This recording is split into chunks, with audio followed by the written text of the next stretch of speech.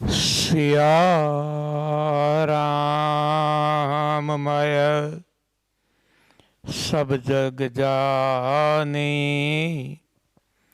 करहु प्रणाम जोरि जुग पानी।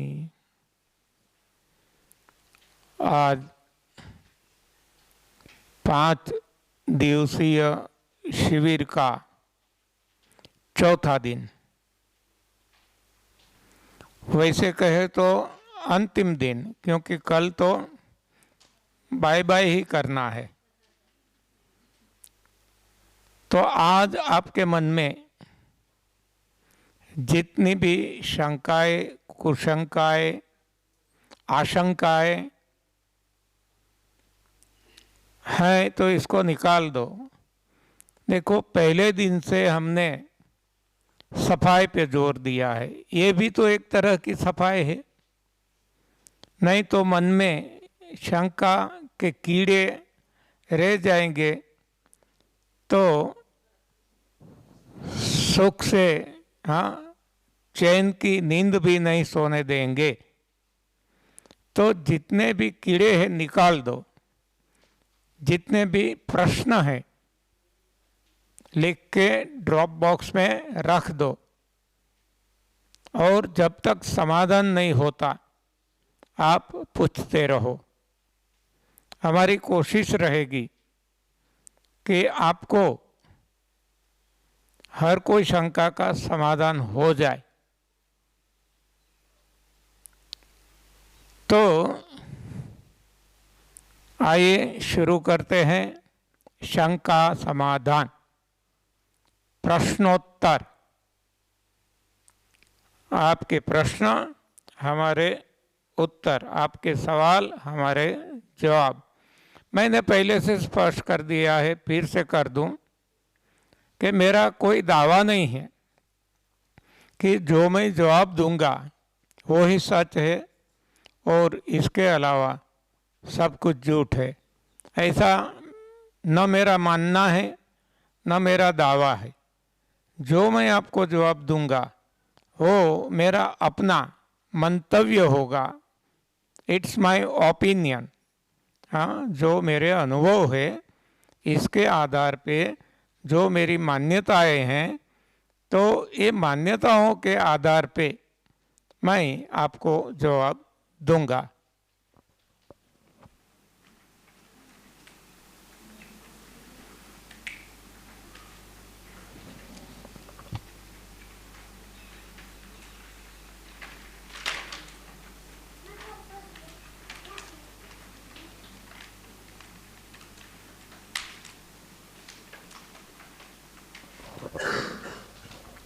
फाइल्स होने पर एनीमा लेना है या नहीं लेना है, इससे ही फाइल्स लोगों के गए हैं।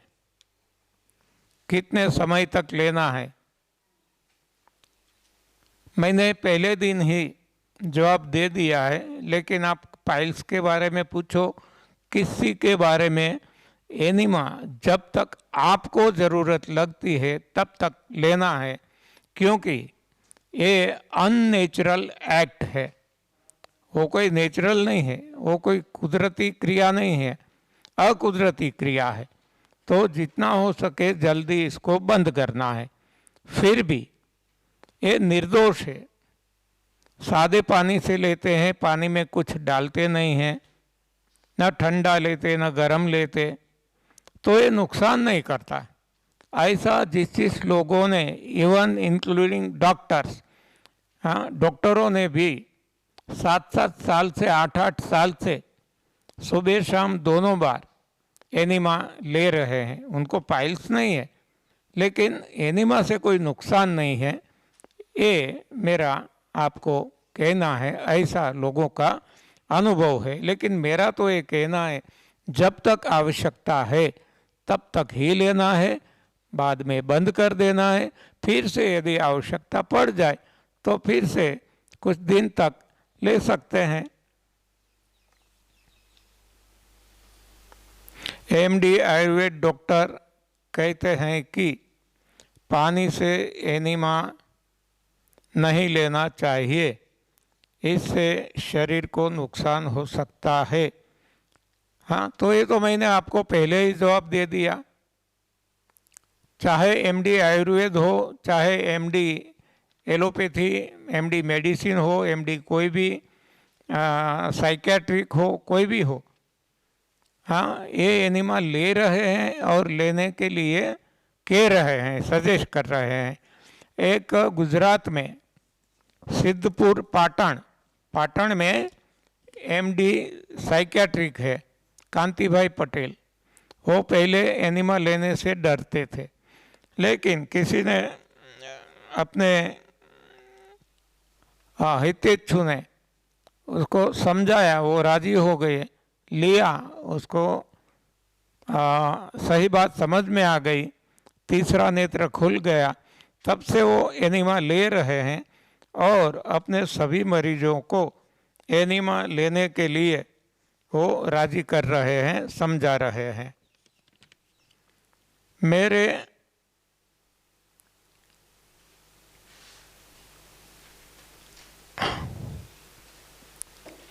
शरीर काय सब ठीक है। अच्छा, बात गठिया रोग की परेशानी है।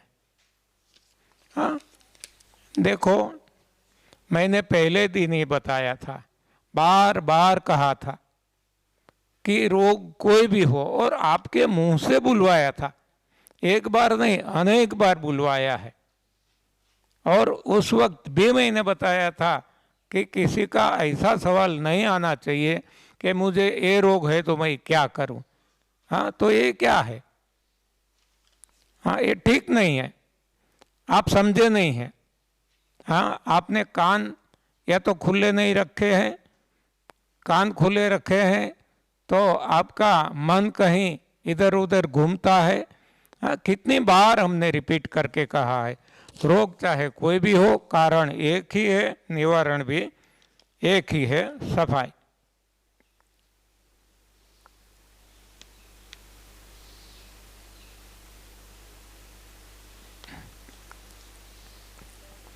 ये उनका ही सवाल है। हाँ, क्या मैं बताऊं आपको? कोई भी रोग में ये आपका चर्म रोग नहीं आ जाता, गठिया रोग नहीं आ जाता। हाँ, कैसे आपको समझाया जाए? कैसे समझाऊं, बड़े ना समझ हो, कैसे समझाऊं? क्या करें, ना समझ को कैसे समझाए?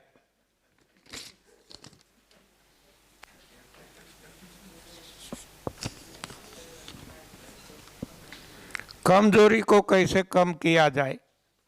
सफाई।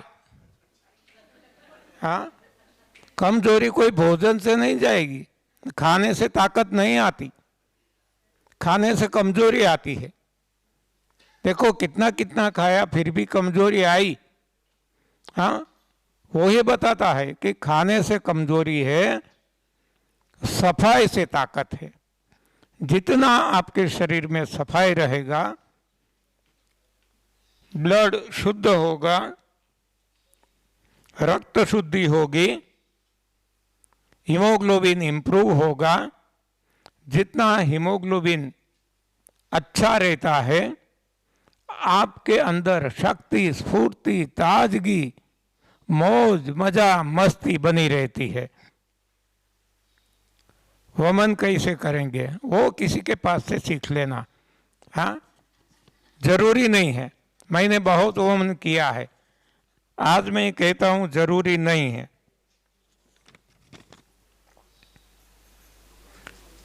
लंबे निर्जला करने एवं तोड़ने का सही तरीका क्या है? शायद मैंने बता दिया है, फिर से बता दूं, मालूम नहीं यहाँ, क्योंकि हर कोई सेमिनार में बोलते रहते हैं, यहाँ बोला गया नहीं बोला गया ये मालूम नहीं है, तो फिर से बोला गया है तो रिपीट। नहीं बोला गया है। तो आपके सवाल के जवाब में निर्जल उपवास जब भी करना है, छोटा या बड़ा, धीरे धीरे धीरे आगे बढ़ना है। सबसे पहले भारी भोजन का त्याग करना है। भारी भोजन क्या है मैंने आपको बता दिया है, कंद। सबसे पहले कंद का त्याग करना है। इसके बाद मूल का त्याग करना है। आपको पता होगा जैन लोग कंदमूल नहीं खाते।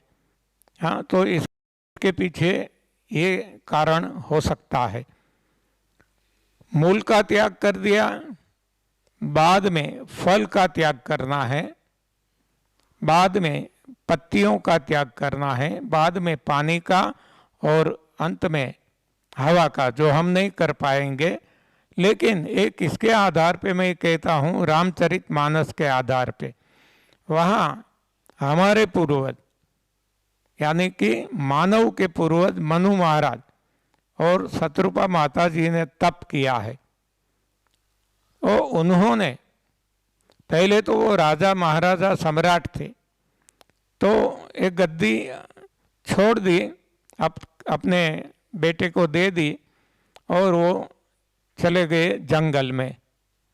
वहाँ जाके उन्होंने तप किया। तप में क्या किया, बस यही, हाँ, धीरे धीरे धीरे धीरे भोजन को वो छोड़ते गए। तो सबसे पहले उन्होंने कंद छोड़ा। कितने समय तक छोड़ा? 10,000 साल तक।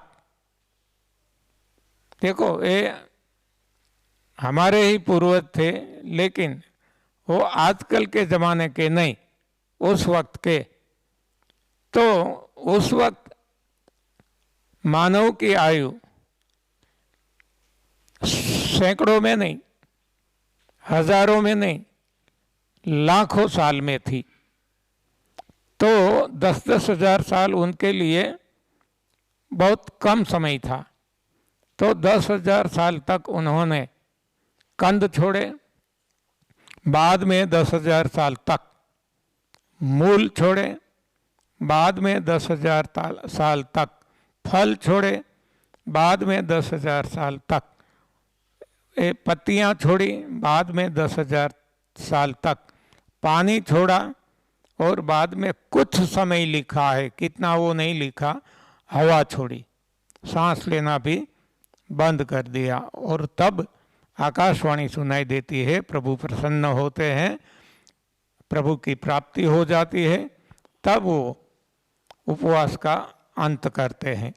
जिसको प्रभु मिल गए उनके लिए अब कोई नियम नहीं रहता, लेकिन हमारे जैसे लोगों के लिए उपवास करने के लिए, हाँ, जिसको आदत नहीं है, इसी क्रम में जाना है, धीरे धीरे छोड़ना है और उसी क्रम में वापिस लौटना है। यानी कि हम जूस तक आए तो जूस से फिर से सलाद और फल पे आए, और बाद में फिर से मूल पे आए, और बाद में कंद, मूल, फल, पत्ती सभी पे हम आ सकते हैं। जितना पर्वत चढ़ने में हम समय लेते हैं, उससे कम से कम आधा समय उतरने में लेते हैं। उसी तरह ये उपवास करना, वो पर्वत चढ़ना है, और उपवास छोड़ना, ये पर्वत उतरना है। मतलब कि हमने 15 दिन का उपवास किया, तो कम से कम 7 या 8 दिन में, एक हफ्ते में हमें नॉर्मल फूड पे आना है। हाँ, तो ये हमें खुद तय करना है। सर 2 मिनट लूँगी, 2 मिनट लूँगी, आप 2 सवाल पढ़ लीजिए तब तक। मैं किनका सवाल था ये? सो भैया थे ना आप इधर? लंबा उपवास का मैंने अब भी बात किया, सेशन शुरू हुआ तभी किया कि नहीं किया मैंने? है ना। मुझे कोई दिक्कत नहीं, आप एक ही सवाल 10 बार पूछो, लेकिन इधर होता क्या है, मुझे भी पूछेंगे, पापा को भी पूछेंगे, सर को भी पूछेंगे, तीनों को एक सवाल पूछ के तीनों का आंसर में थोड़ा थोड़ा कहने का अलग होगा। आपको अलग जवाब मिला क्या? अलग जवाब मिला क्या? सेम ही मिला ना, है ना। तो मेरा कहने का इतना ही है कि आपका टाइम बर्बाद हो रहा है, 10 मिनट गया ना इसी सवाल पे जिसका जवाब आपके पास पहले था, है ना। तो मैं चाहती हूँ कि कुछ नया आपको ज़्यादा से ज़्यादा जानने को मिले। जो यहाँ से एक बार बोला गया है, आपने समझ लिया है, तो उसको बार बार वहीं पे रिपीट करना है। आपको नया कुछ नहीं जानना है क्या? जानना है कि नहीं जानना है ना। तो यहाँ से कोई भी आपको कुछ गलत नहीं सिखाएगा, इतना विश्वास रखिए, है कि नहीं।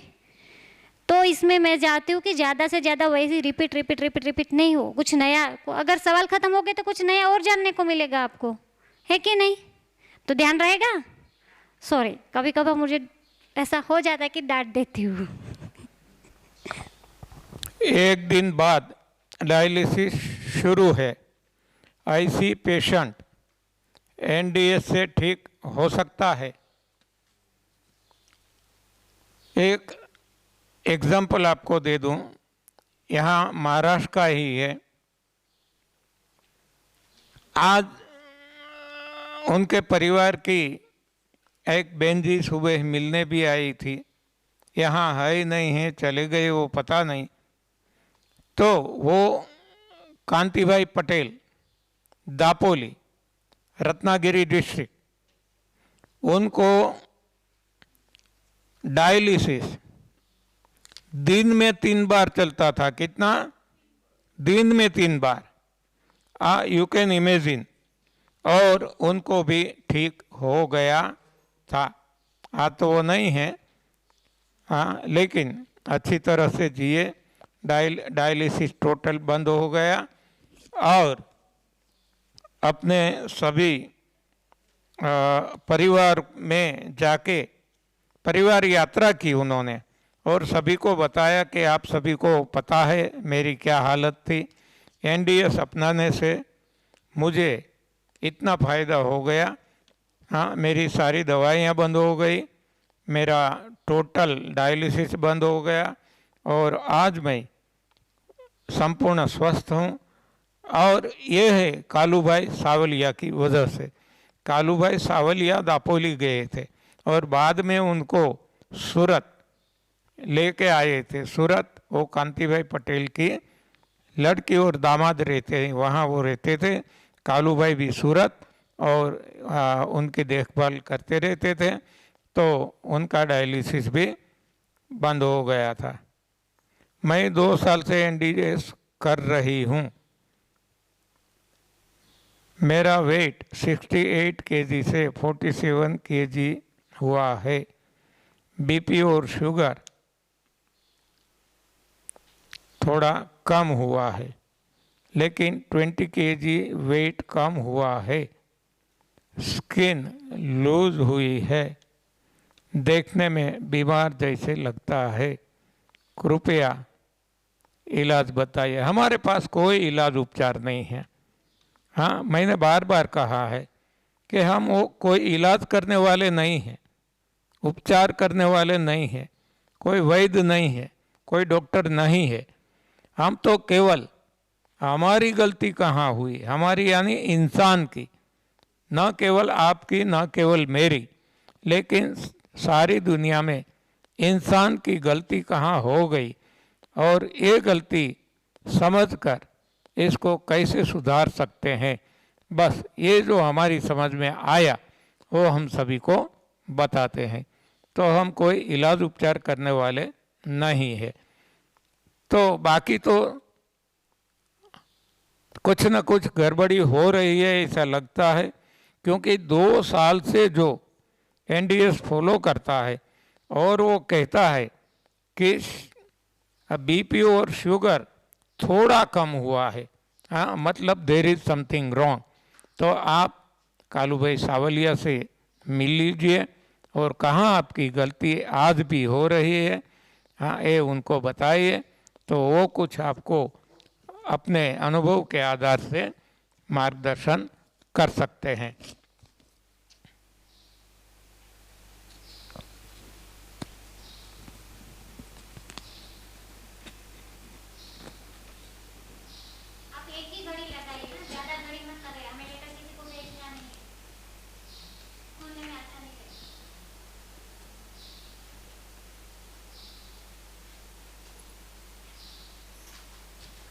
कच्चा खाना हल्का गरम करके खा सकते हैं, तो कच्चा किसको आप कहेंगे?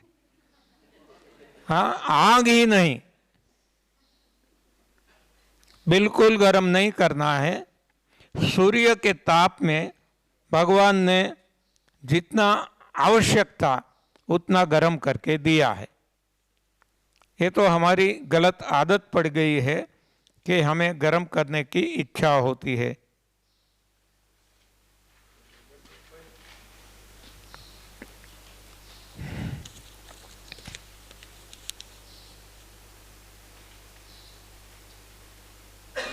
दूध हमारे शरीर में कैसे हानिकारक होता है? क्योंकि वो हमारा भोजन नहीं है।